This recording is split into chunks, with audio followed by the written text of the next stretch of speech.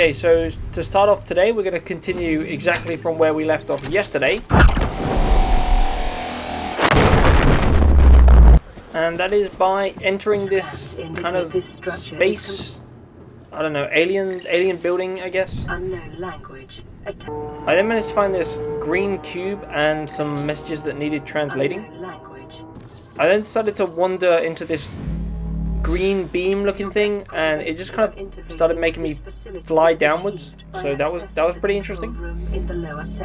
And it took us much deeper into the building where we managed to find this massive like moon pool, which was pretty cool. I might bring a ship down here at some point. After doing a little bit more exploring up this staircase, I find another force field that I need a purple tablet for. But I wasn't prepared again, because why would I be? So my lack of preparation now means I've got to walk back down these stairs. But don't worry, because I fall down them. That's great. So I head back up with nothing. I gained nothing from this trip other than a couple of green cubes, which, you know, great. But my plan for this episode is to kind of do a bit more exploring, build a prawn suit, and get the rest of the blueprints for the Cyclops, which we have to go to the back of the Aurora for. So, you know, that's fun. I did a little bit of gathering some resources, and then I got this creepy broadcast. 9 new biological subjects designated. Mode: hunting, analyzing, sharing subject locations with other agents. So after hearing that creepy shit, I decided to build a battery charger, because how else am I going to cope with that? Also, my batteries kept dying. That's another pretty big reason. And I also had to build a solar panel so that my base could actually charge this stuff without dying. I knew that there was still some wrecks near the Life Pod 19, and as I knew where that was, I decided to head over there and scan some of the fragments. While we were here, we managed to get parts for the thermal plant, the power cell charger, and a light stick. I don't know what a light stick does, but you know, it could be useful. After cutting open this door, I managed to find the rest of the power cell charger, some bits of food that were going to help me survive, and a reinforced dive suit, so I could, you know, survive harsher conditions, I guess. I also managed to find one of the torpedo arms for the prawn suit, so that was pretty good, considering we wanted to build the prawn suit. Once again, I didn't bring any water, so I picked up all these gel sacks and was just using those to keep me alive at the moment, which was... It works. Not well, but it works. I then went down a bit deeper, where I managed to find some blood oil that I could plant at home, as well as some deep shrooms. This time I remembered that the mushrooms hurt you when you cut them, so... You know, I didn't die this time. That's great. With my inventory full again, I decided to head home.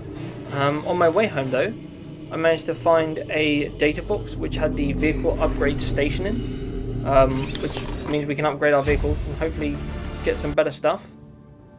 And as usual, I didn't have enough stuff to craft it, so what a surprise. I then made some room for the blood oil and the deep shroom that I found by moving all of my solar panels across.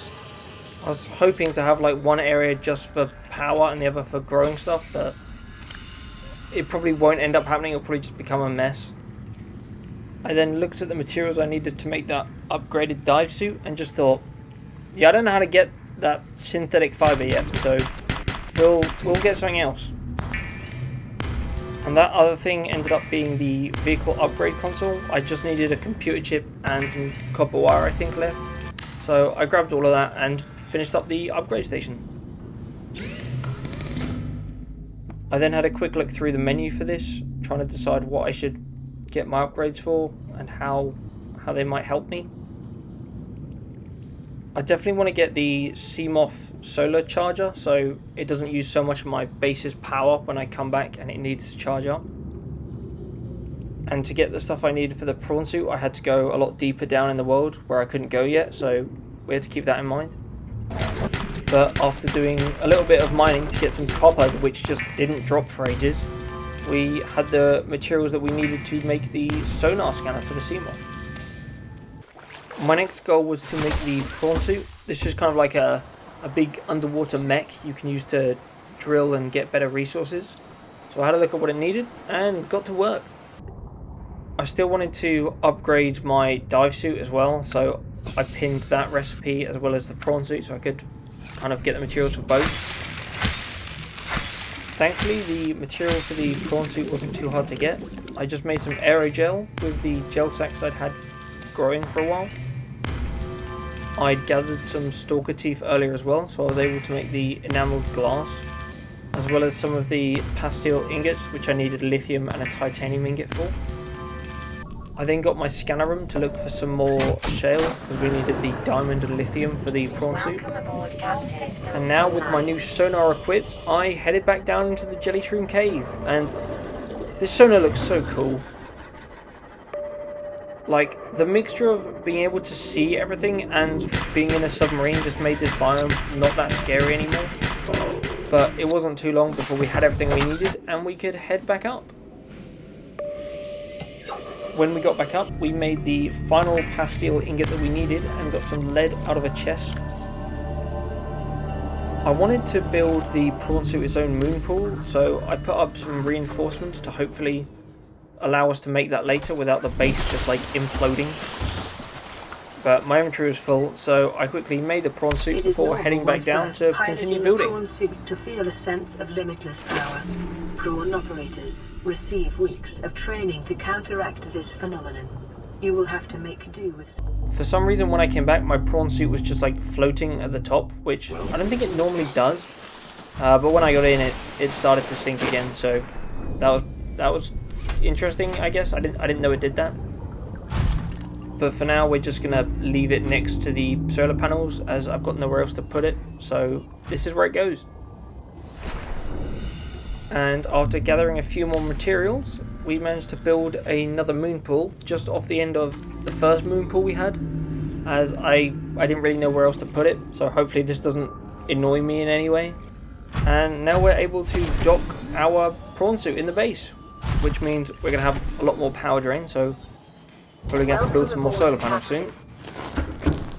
With the prawn suit now crafted, I decided it was time to finish up on the Cyclops, so I headed back to my mushroom forest build and got it to look for some fragments. This started off by going really well. I finished up the Cyclops hull blueprint like immediately. I then went into this tree and I found what I thought was a cuttlefish egg. I didn't realise until later that it wasn't. I'm hoping I can collect all 5 cuttlefish eggs in this series. I just feel like that would be a kind of cool goal to achieve. During the night, the scanner room ran out of power, so we were unable to continue looking for the fragments. But I managed to find this big chunk of the aurora that had landed in the mushroom forest, so I looked around for an entrance. I spent about 20 seconds looking for the entrance before I realised I couldn't be asked to do this now, so I decided to just wait for the sun to come back up. Which thankfully didn't take that long, and we managed to get back into scanning the fragments. And it didn't take that long to find all of the bridge fragments that we needed, so we were able to get on our way. New blueprint acquired. When I got back to base, there was a message from Altera, and they sent me the code to get into the captain's quarters so I could get the blueprints for a rocket ship to get home. We can't send a rescue ship all the way out there, so Aurora, you're just gonna have to meet us halfway. We've uploaded blueprints to the ship's computer. Sandwich run, you in? Yeah, give me a second. Black box data shows the high security terminal in the captain's quarters is still functional. Becky's leaving like in 5 minutes. All right, well, tell Becky I'll just take the regular. The regular. Yeah, she'll know what I mean. The code should And be... if she doesn't? Just tell her the regular, dude. Okay. The If code... I say regular, and she's like, what's the regular? I have to come all the way back up here. The code should be 2679. The regular's just a ham and cheese. Okay, would you just say ham and cheese? Ham and cheese. Okay. Now that I knew that my survival was on the same level as a ham and cheese sandwich, I decided to make that We've landed diving close suit to that the I wanted. Aurora. Flotation device is active, but we've got This was some done by big old using fish in the water blood with us. oil to make some benzene. I don't really know how to pronounce it. And then with that we could make these synthetic fibers. And I don't really know what this dive suit actually does, but it just sounded like it was an upgrade, so hopefully it helps.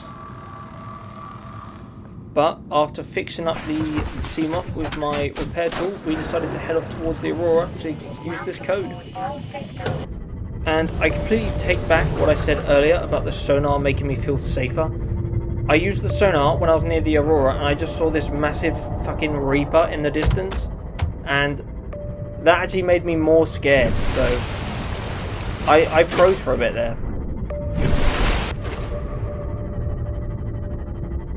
But I hadn't had any trouble with a Reaper this close to the Aurora before, so I just decided to push on and hope it didn't come near me. Once I was back inside the Aurora, I went straight over to the captain's door and entered the code that they gave me. Once I was inside, I managed to get the blueprints for the Neptune escape rocket from the console, as well as finding the captain's last log on his PDA. But of course, most importantly, I managed to get this little figurine of the Aurora, so that's going to go on display in my base pretty soon. I knew that the engine fragments for the Cyclops could spawn behind the Aurora, so while I was down here, I decided that's what I was going to go get next. And I did not think I would have this much trouble with this because it was an absolute nightmare. As soon as I got to kind of where I wanted to be, I saw this Reaper that was just guarding the bit I wanted to go into. Like, I know they stay in like the same area, but please just let me go in there for a second. I just want to get some fragments. But yeah, this guy was just not budging from the kind of where he'd spawned in, I'm guessing, and I didn't know what to do, so I just kind of waited around for a bit and hoped that he would move off and that it wouldn't take too long for him to do that. But as soon as he kind of moved away a tiny bit, I decided that now was the best chance, and I just pushed in as quick as I could. Now, I thought the Reapers always did like a little roar before they attacked you, but this one must have been on like stealth mode or some shit, because he just came at me in like dead silence. He like picked me up and started like smashing me about out of the water. I thought my submarine was gonna break. It was that close. But as soon as he dropped me, I like ran back off into the kelp forest where I could fix it up, so hopefully it didn't break when I next get attacked. The next time I went in, I tried going in a bit further away from the Aurora, as the Reaper was kind of sticking really close to it, and that went pretty well at first, and I managed to get my first piece of the engine. It was going really well. I managed to find the second piece before I heard this tremendous roar from above me. When I heard this, I was honestly so panicked, and I just turned around and tried to run, like, anywhere. I didn't know if he was still after me until I pressed my sonar and I just see this like creature just charging at me and screaming. But at the time, I literally had like no idea where I was going. I was just hoping I wasn't swimming off into the void. Thankfully, the Reaper decided that I wasn't worth it and decided to leave me alone. I then went back in to finish scanning the second piece, and after I finished, I looked up just to see this shadow above me, which was terrifying, and then it started to come towards me. And I don't think I could have been any later back to my submarine, otherwise I probably would have died there. Thankfully he eventually let go, and I was able to scurry away and repair my CMOF again. I've only got one more piece to get, so hopefully it can't be that hard. Head back in for what I hoped was the last time, but unfortunately I hear that roar of doom and it sends me running. This time, however, I narrowly miss the clutches of its weird face mandible things by probably a couple of meters, and then it decides to leave me alone once I get into the kelp forest, and it fucks off again. So thank you Reaper, I guess. Could you tell all your Reaper friends to just leave me alone in general, please?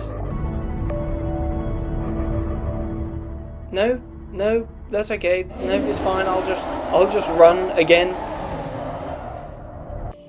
I was now starting to get a bit fed up of just being attacked by Reapers, so I just decided to just go all in. And as soon as I saw him swim away for a second, I just charged in and hoped I'd find something. And thankfully, I did. I managed to find something almost straight away, and we managed to scan it and get out of there with not too much of a fuss. And after all that, getting the final piece felt somewhat anticlimactic. I was quite upset. I just wish something else bad could happen to me before the end of this video. Oh, don't worry, it did. My Seamoth died when I was about 400 meters from home, so now I've just got a long swim back. But anyway, that's where I'm going to leave it for today with my nice big swim. So I hope you enjoyed, and thank you for watching.